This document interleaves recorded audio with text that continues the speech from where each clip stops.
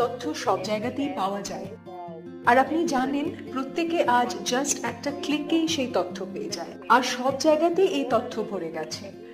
তো কিভাবে আমরা আমাদের নিজেদের ব্যক্তিত্বকে তৈরি করব আর বজায় রাখতে পারবো, মানে সময়ে বদলানোর সাথে সাথে নিজেকে বদলে নেওয়া আর সময়ের সাথে নিজে একই থাকা, এর মধ্যে কিভাবে ব্যালেন্স করা যায়?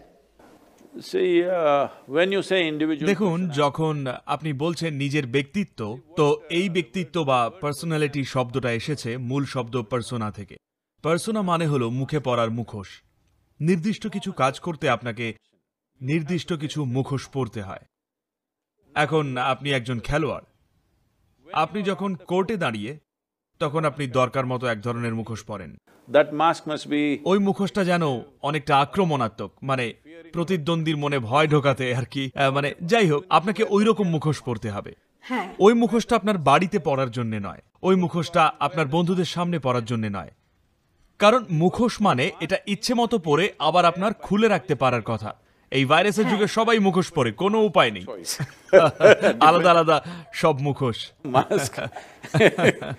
কিন্তু পার্সোনালিটির মানেটাই তাই, আলাদা আলাদা কাজ করার জন্য আমাদের নিজেদেরকে সেইভাবেই তৈরি করতে হয়। কিন্তু একটা নির্দিষ্ট সময় পর কি হয়, যতদিনে মানুষ 30-35 বছরের হন, তারা একটা মুখোশেই আটকা পড়েন আর ওটাকে খুলতেও পারেন না। সব জায়গাতেই তারা একরকম থাকেন। এবার অভিজ্ঞতাটা খুবই যন্ত্রণার হয়ে উঠবে। আপনি কোনো বাচ্চাকে দেখলে, যে কেউ আজ তাদের বয়স যতই হোক, যখন তারা 5-6 বছর বয়সের ছিল, দেখবেন তাদের মুখে একটা বড় হাসি ছিল, সবসময় হেসেই যাচ্ছে, তাদের হাসি থামাতেই পারবেন না। কিন্তু ধীরে ধীরে মুখটা গম্ভীর আর লম্বা হয়ে যায়। কারণটা শুধু এই, তারা তাদের ব্যক্তিত্বেই আটকে, একটা মুখোশ পরে আর সেটা খুলতে পারেন না, সবসময় এটা মুখে আটকে। তো আমাদের নিজেদের ব্যক্তিত্বকে আঁকড়ে ধরে রাখার দরকার নেই। খুবই জরুরি আমরা আমাদের ব্যক্তিত্বকে খুবই আলগা রাখি। আলাদা আলাদা কাজ করার জন্য আমাদের আলাদা আলাদা মুখোশ পরতে পারা উচিত। মুখোশ ছাড়া কাজ করতে পারবেন না, পার্সোনালিটি ছাড়া এই দুনিয়ায় আপনি চলতেই পারবেন না, সেটা নিঃসন্দেহে। কিন্তু আপনাকে একটা মুখোশেই আটকে থাকতে হবে না। আপনি একজন আলাদা মানুষ হতে পারেন, পরিস্থিতি যেমন চাইবে আপনি তেমন মানুষ হতে পারেন। আর একমাত্র তখনই আপনি নিজেকে সম্পূর্ণ মেলে ধরতে পারবেন, তা না হলে আপনি নিজেরই নির্মাণে নিজেই আটকা পড়বেন। আপনি নিজেরই বানানো জেলখানায় বন্দী হয়ে যান।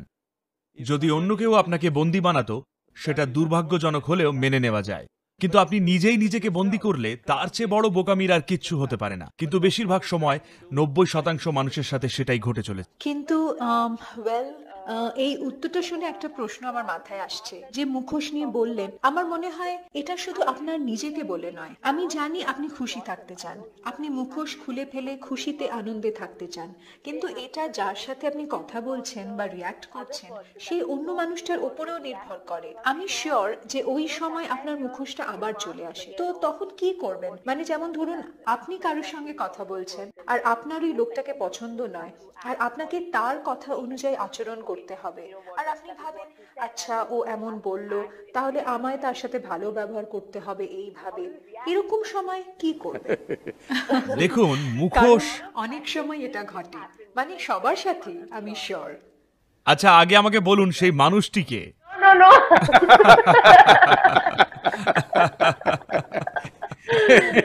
এটা গোটা দেশের জন্য খবর হতে চলেছে।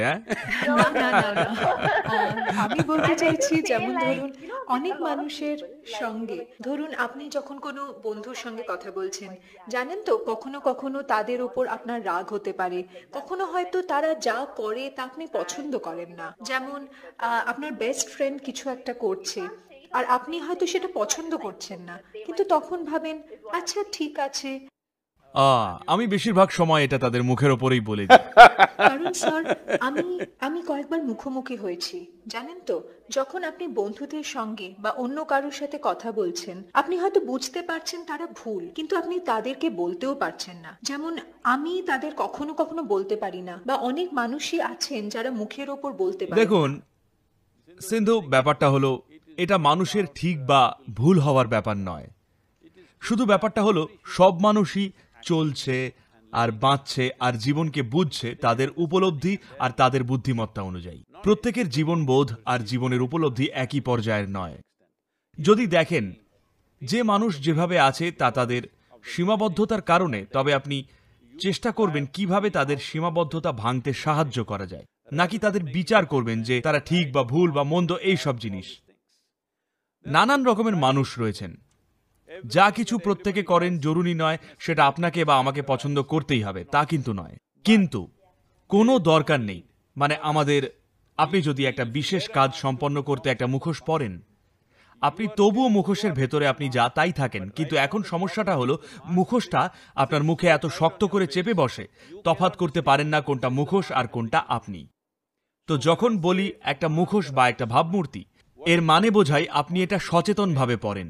যখন আপনি এটা সচেতনভাবে পড়েন, এটা আছে, এটা কাজ করার জন্য সেখানেই আছে, কিন্তু আপনি সেটা হয়ে যান না। দেখুন, আমি যখন বলি আপনি তাতে পরিণত হন না, এই মুহূর্তে আপনি একজন লম্বা মেয়ে, আমি দেখেছি কোনো মঞ্চে দাঁড়ালে আপনি যে কারোর থেকে লম্বা, তাই না? তো আপনি এইভাবে জন্মাননি, আপনি যখন জন্মেছিলেন এইটুকু ছিলেন, আর এখন এতটা হয়েছেন।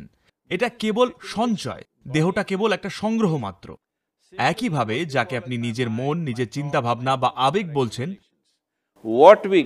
সেসবও কিন্তু সঞ্চয়। আমরা যা জড়ো করি তা আমাদের হতে পারে, কিন্তু আমরা হয়ে উঠতে পারি না।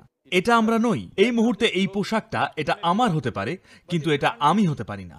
একইভাবে এই দেহ, একইভাবে এই মনের গড়ন। আমরা যদি এই ব্যাপারে সচেতন হই, আমি কি আর কি নই, কেবল এই একটা জিনিস যদি প্রত্যেকে নিজেদের মধ্যে স্থির করতে পারেন, তারা এই ব্যাপারে সচেতন হলে এই সব কোনো সমস্যাই নয়। আমরা এই শরীরকে ব্যবহার করব, এই মনকে ব্যবহার করব তার শ্রেষ্ঠ ক্ষমতায়, আর সেটাই সব। বিশেষত আপনি একজন খেলোয়াড় হওয়ায় আপনার শরীর আর মনকে তার শ্রেষ্ঠ ক্ষমতায় ব্যবহার করাটাই শেষমেশ যা গুরুত্ব রাখে। তো এই মুহূর্তে আপনি নিজেই হয়তো লক্ষ্য করেছেন, যেমনটা সব মানুষই হয়তো লক্ষ্য করেছেন তাদের রোজকার কাজকর্মে, যেহেতু আপনি একজন খেলোয়াড়, আপনার জন্য বলছি, কারণ আপনার সেরা দক্ষতায় সক্রিয় না থাকার পরিণতিটা তক্ষুনি দেখা যায়। আর বাকিদের ক্ষেত্রে আজ তারা কিছু ভালো না করলে তার ফলাফল আসতে কিন্তু 2 বছর সময় লেগে যেতে পারে। আপনার ক্ষেত্রে এটা তক্ষুনি, একটা খারাপ শট তক্ষুনি হবে সেই মুহূর্তে, যদি ভালোভাবে সক্রিয় না থাকেন। তো সেই কারণে এটা লক্ষ্য করা আরো অনেক বেশি সহজ আপনার পক্ষে, যে জীবনে কতবার নিজের চিন্তা ভাবনা, আবেগ, ধ্যান ধারণা এবং মতামত আপনার কাজে বাধা হয়ে দাঁড়িয়েছে। তো পৃথিবীতে অনেক অনেক চ্যালেঞ্জ রয়েছে। এই মুহূর্তে আমরা অত্যন্ত চ্যালেঞ্জিং সময়ে আছি, তাই না? কিন্তু আপনি নিজে, আপনার নিজের দক্ষতা, চিন্তা ভাবনা, নিজের আবেগ, নিজের শরীরের কার্যকলাপ আপনার জীবনে বাধা হয়ে ওঠা উচিত নয়। আর এই সব থেকে গুরুত্বপূর্ণ জিনিসটাই প্রত্যেক মানুষের করা উচিত। পৃথিবী আমাদের কি করতে দেবে বা দেবে না সেটা আমরা জানি না, নির্ভর করে কোন সময় আছি তার উপরে। দেখুন, আজ যেহেতু আপনি 21 শতকে আছেন, তাই আপনি একটা র্যাকেট চালাচ্ছেন, কিন্তু হয়তো আপনি 1000 বছর আগে এখানে থাকলে একটা তলোয়ার চালাতেন বা অন্য কিছু, বুঝলেন? আমি বলছি কি কাজ করছি তা নির্ভর করছে আমরা কোন সময় আছি তার উপর। তো এখনকার সময় যেমন সম্ভাবনা আছে তেমনই আছে চ্যালেঞ্জও। এর মধ্যে কোনো মানুষ নিজের শরীর, চিন্তা ভাবনা, আবেগ, নিজের শক্তিকে যদি চ্যালেঞ্জ না বানিয়ে তোলেন, শুধু এই একটা চ্যালেঞ্জ বাদ দিতে পারলে, তবে জীবনে আপনার সেরা দক্ষতায় কাজ করবেন। আর আপনার সেরাটাই কি পৃথিবীর সেরা হবে আমরা জানি না, সেটা নির্ভর করবে বিভিন্ন বাস্তব পরিস্থিতির উপরে। কিন্তু গুরুত্বপূর্ণ ব্যাপারটা হলো, আমি পৃথিবীর সেরা কিনা সেটা গুরুত্বপূর্ণ নয়। আপনার সর্বোচ্চ ক্ষমতায় আপনি সবসময় চালু, কখনোই নিজেই নিজের বাধা হন না। পৃথিবীর অন্যান্য বাধা আমাদেরকে অতিক্রম করতে হবে।